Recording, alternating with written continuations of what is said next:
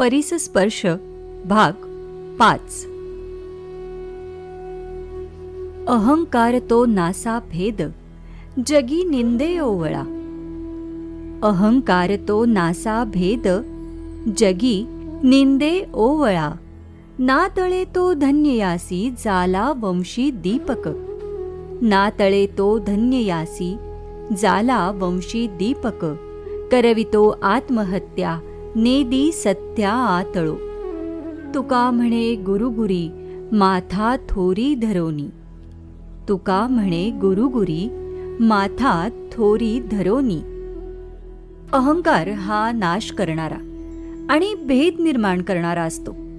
तो जगामध्ये निंद ठरवणारा आणि विटाळ करणारा असतो.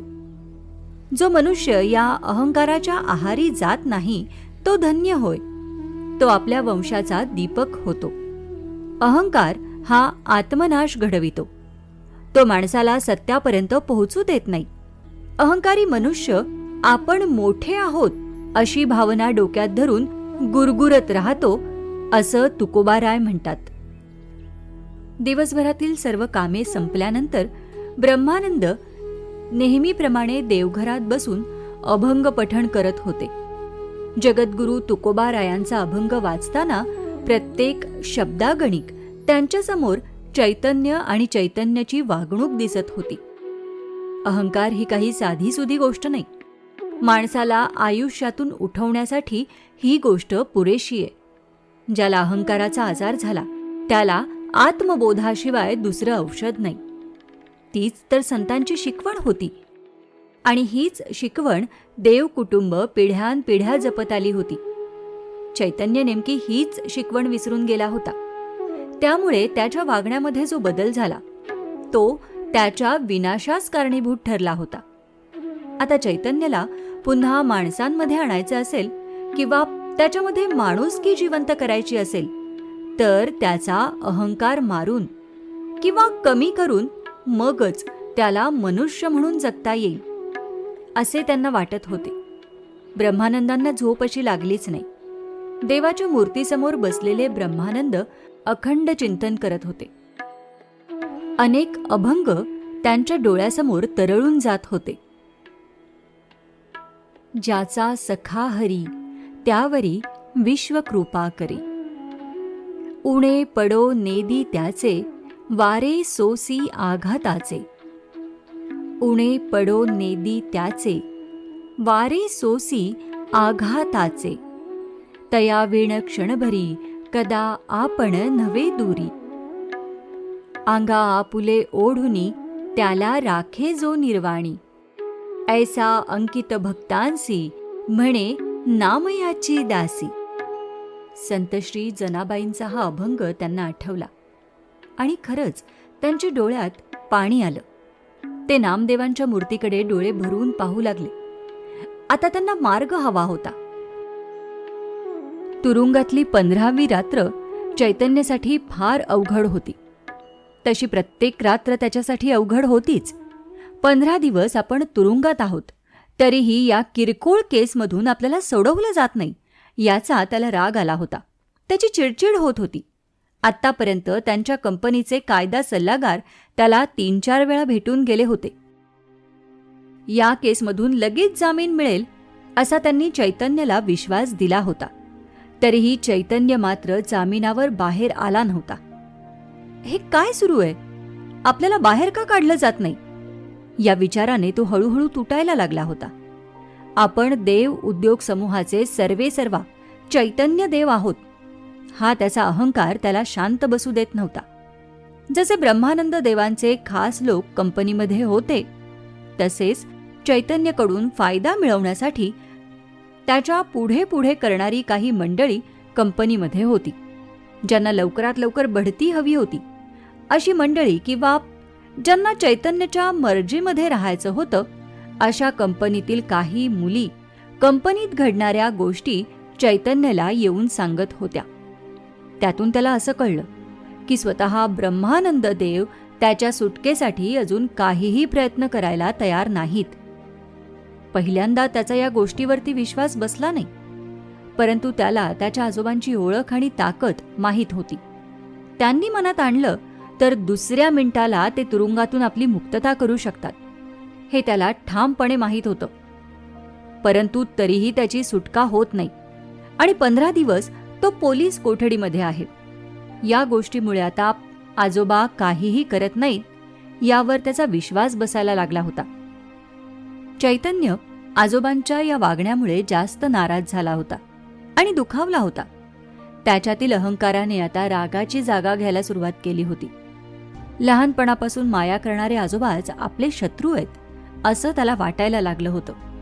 त्याच्या आयुष्यामध्ये सुरू असलेल्या घटनांना त्याने आजोबांनाच दोष द्यायला सुरुवात केली होती. कदाचित कंपनीची सगळी सूत्र आजोबांना परत हवी आहेत म्हणून आजोबा हे करतायत असं मनातल्या मनात त्याने विचार करायला सुरुवात केली. या सर्व गोष्टींमुळे त्याची अस्वस्थता वाढत चालली होती. अशातच रात्री केव्हा तरी त्याला झोप लागली. तिकडे आजोबांचाही डोळा लागला. दिवसभरातील असंख्य विचार डोक्यामध्ये तसेच घोळत होते. चैतन्य, त्याच्याशी संबंधित बातम्या, संतकृपा बंगला, देव उद्योग समूहाचा वाढलेला पसारा, श्रीहरी अशा अनेक गोष्टी त्यांच्या डोळ्यासमोर दिसू लागल्या. एक एक प्रसंग त्यांच्या डोळ्यासमोर उभा राहू लागला. त्यांचं मन चौफेर धावायला लागलं. वाऱ्याच्या वेगाने त्यांचं मन इकडे तिकडे सैरावैरा धावत होतं. ते कधी आळंदीला जात होतं, कधीही देहूला जात होतं, कधी त्र्यंबकेश्वराला जात होतं, कधी सासवडला. असा प्रवास करता करता त्यांचं मन पंढरपूरला पोहोचलं. त्यांना लांबूनच मंदिराचा कळस दिसू लागला. कळसावरील भगवी पताका वारकरी संप्रदायाची परंपरा आणि श्रीमंती याची आठवण करून देऊ लागली. माणसात परमेश्वर बघायचा ही वारकरी संप्रदायाची शिकवण न कळत त्यांच्या मनात रुंजी घालू लागली. मंदिराच्या कळसाकडे बघत बघत ते तसेच पुढे आले आणि एका पायरीजवळ त्यांचे पाय थबकले.